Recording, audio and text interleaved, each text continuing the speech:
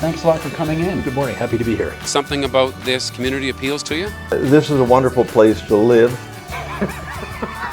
For Kelowna Now, this is Camp Mulgat.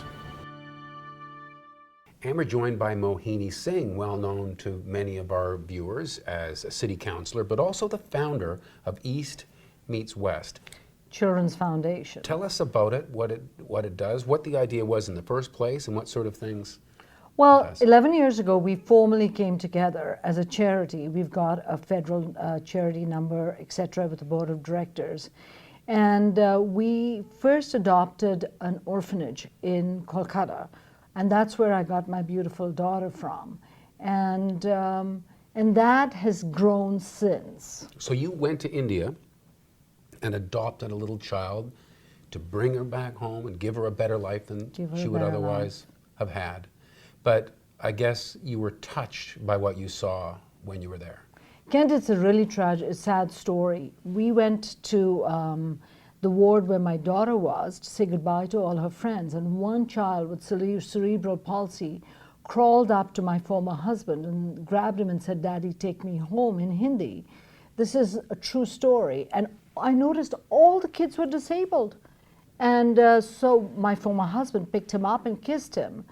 And the kids started screaming, and because this little boy started screaming, "I'm going home."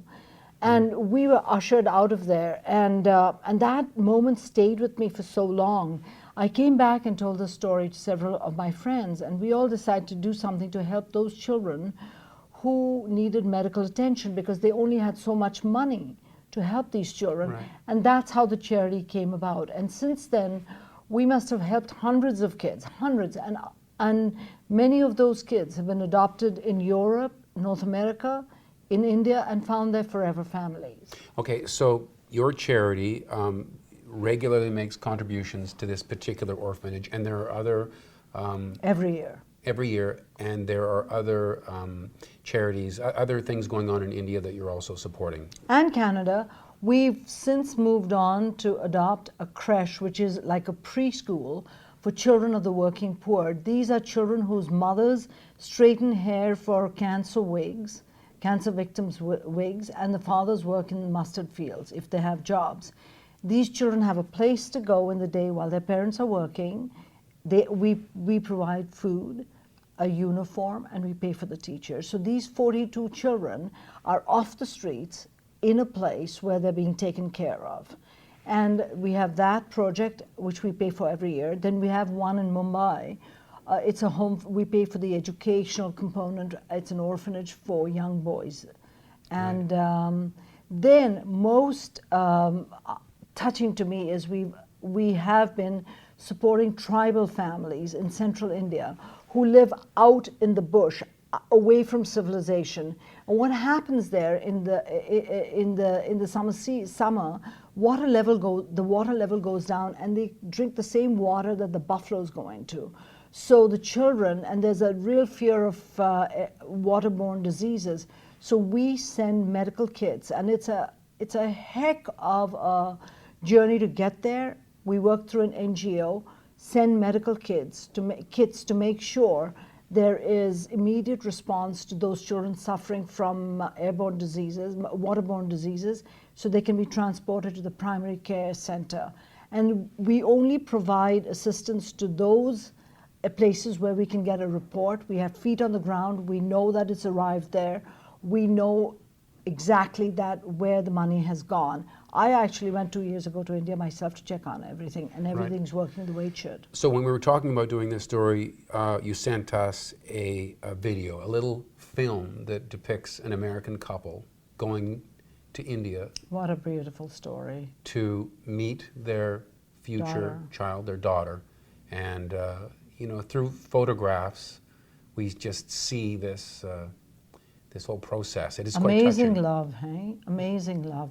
When we were asked to support this child, our goal was just to get her to walk, be able to wash herself, and find a way to get her to eat. And we cheered when she took her first step. She must have had 3 or 4 surgeries when she was in the orphanage, and we got pictures of her walking. It was just so touching. Fast forward, she's been adopted by this beautiful family in Mississippi. Yeah. And I think, like many of the kids who wind up in orphanages, she had real challenges and disabilities Huge. that a family in India might just have to, leave her. 3 days old, she was found 3 days old, abandoned, because she had these disabilities. Because whoever her actual parents were didn't feel they had the capability to look Correct. after her. Correct. But she's now with a beautiful family, and end of story. So, Good story. there's some real sadness there, but there's also Joy. knowing that you're doing something to help. Yeah. And so you have this fundraiser annually, and it does sound like a lot of fun. On Diwali, right? You get together at the Parkinson Rec Centre.